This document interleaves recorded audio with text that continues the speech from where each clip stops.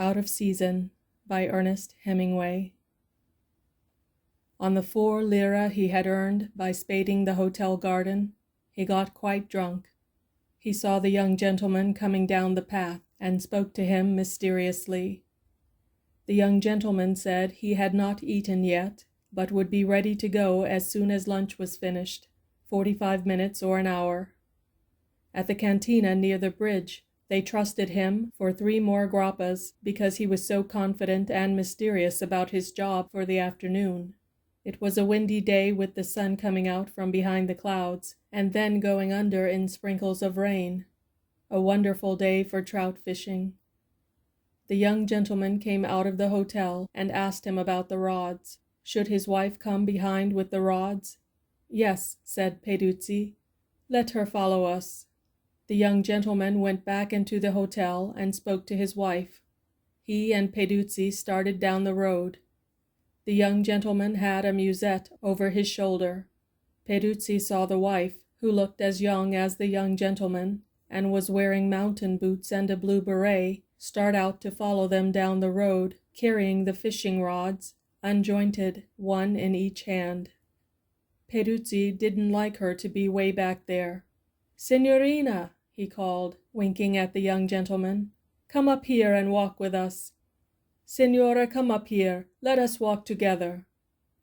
Peduzzi wanted them all 3 to walk down the street of Cortina together. The wife stayed behind, following rather sullenly. "Signorina," Peduzzi called tenderly, "come up here with us." The young gentleman looked back and shouted something. The wife stopped lagging behind and walked up. Everyone they met, walking through the main street of the town, Peduzzi greeted elaborately. "Buon di Arturo," tipping his hat. The bank clerk stared at him from the door of the fascist cafe. Groups of 3 and 4 people, standing in front of the shops, stared at the 3. The workmen in their stone-powdered jackets, working on the foundations of the new hotel, looked up as they passed. Nobody spoke or gave any sign to them, except the town beggar, lean and old, with a spittle-thickened beard, who lifted his hat as they passed.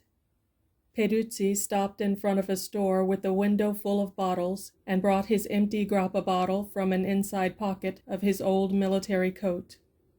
"A little to drink. Some marsala for the signora.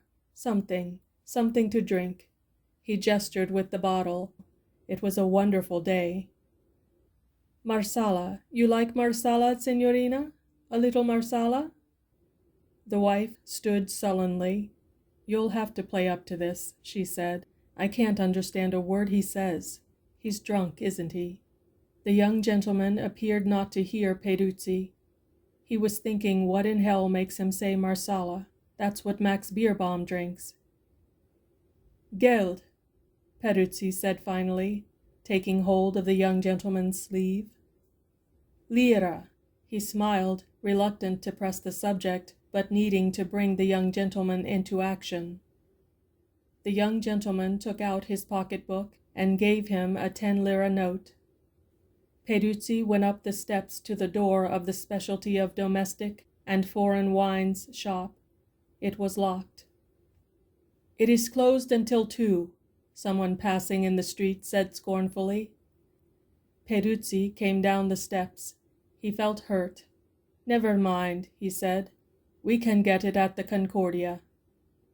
They walked down the road to the Concordia, 3 abreast.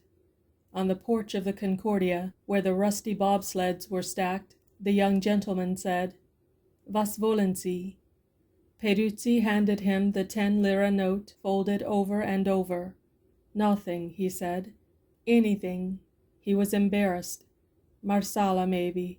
I don't know. Marsala?" The door of the Concordia shut on the young gentleman and the wife. "3 marsalas," said the YG to the girl behind the pastry counter. "2, you mean?" she asked. "No," he said. "1 for a vecchio." "Oh," she said, "a vecchio," and laughed, getting down the bottle. She poured out the 3 muddy-looking drinks into 3 glasses.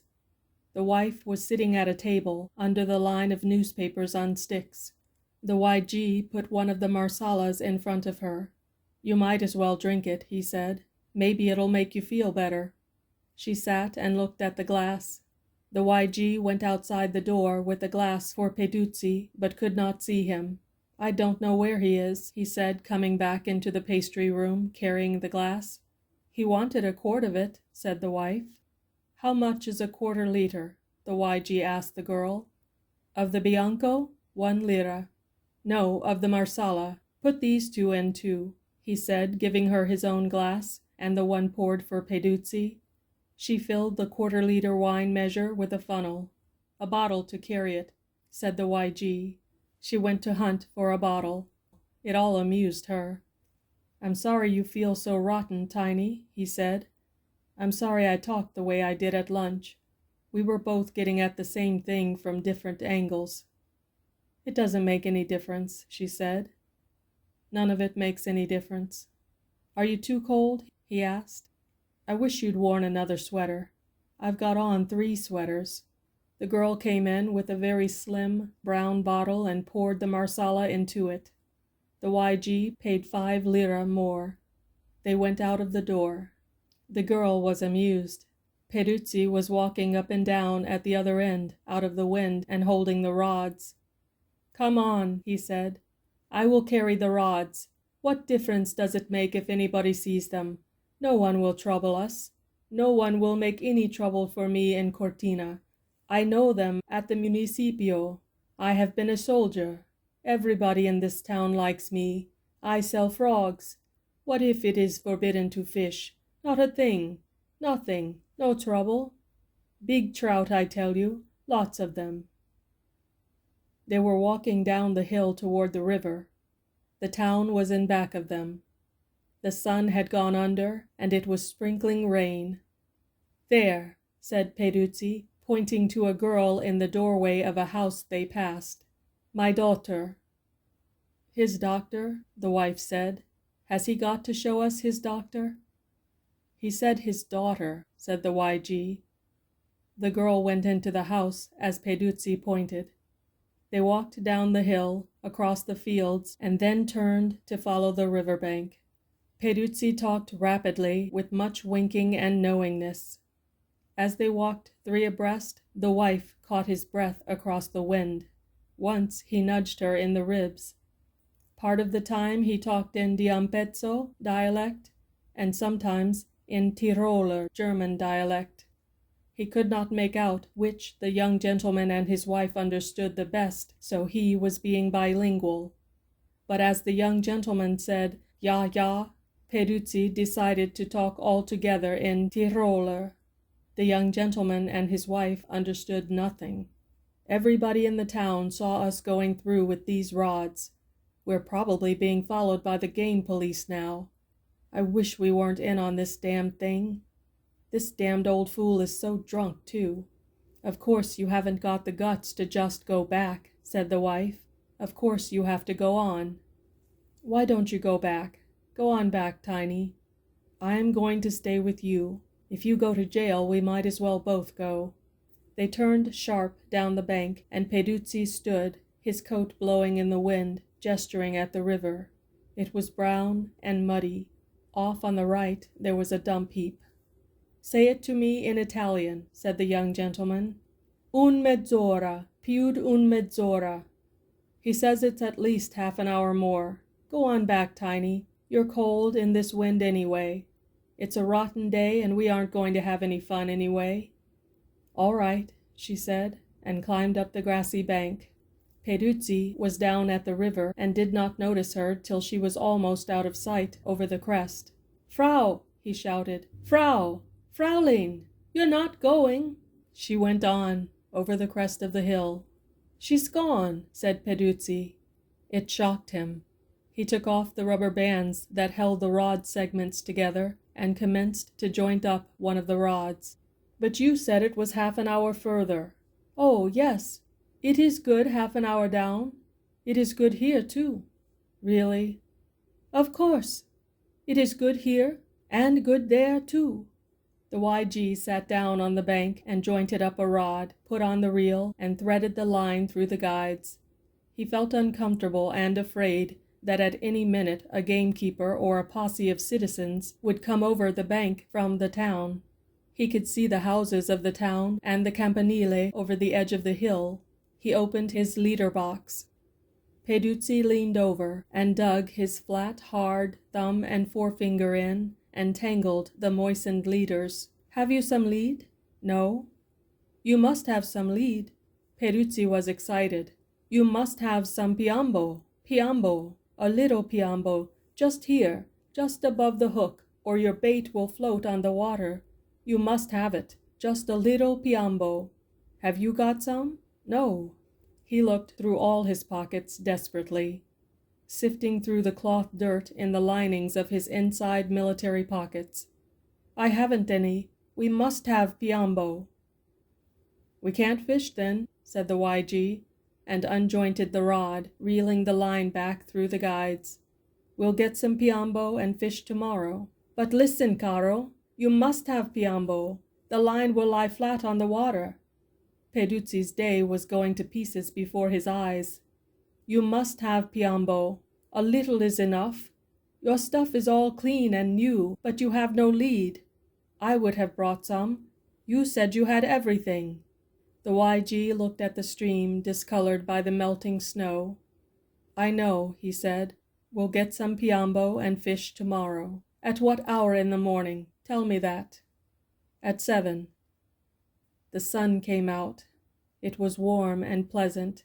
The young gentleman felt relieved. He was no longer breaking the law. Sitting on the bank, he took the bottle of marsala out of his pocket and passed it to Peduzzi.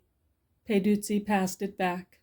The YG took a drink of it and passed it to Peduzzi again. Peduzzi passed it back again. "Drink," he said. "Drink. It's your marsala." After another short drink, the YG handed the bottle over. Peduzzi had been watching it closely. He took the bottle very hurriedly and tipped it up. The gray hairs in the folds of his neck oscillated as he drank, his eyes fixed on the end of the narrow brown bottle. He drank it all. The sun shone while he drank. It was wonderful. This was a great day after all. A wonderful day. "Senta Caro!" In the morning at 7, he had called the young gentleman Caro several times, and nothing had happened. It was good marsala. His eyes glistened. Days like this stretched out ahead. It would begin again at 7 in the morning. They started to walk up the hill toward the town. The YG went on ahead. He was quite a way up the hill. Peduzzi called to him. "Listen, Caro. Can you let me take 5 lire for a favor?" "For today?" asked the young gentleman, frowning. "No, not today. Give it to me today for tomorrow.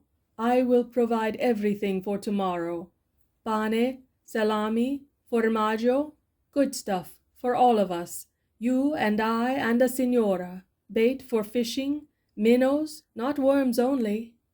Perhaps I can get some marsala, all for 5 lire. 5 lire, por favor." The young gentleman looked through his pocketbook and took out a 2 lire note and 2 ones. "Thank you, Caro, thank you," said Peduzzi in the tone of one member of the Carlton Club accepting the Morning Post from another. This was living. He was through with the hotel garden, breaking up frozen manure with a dung fork. Life was opening out.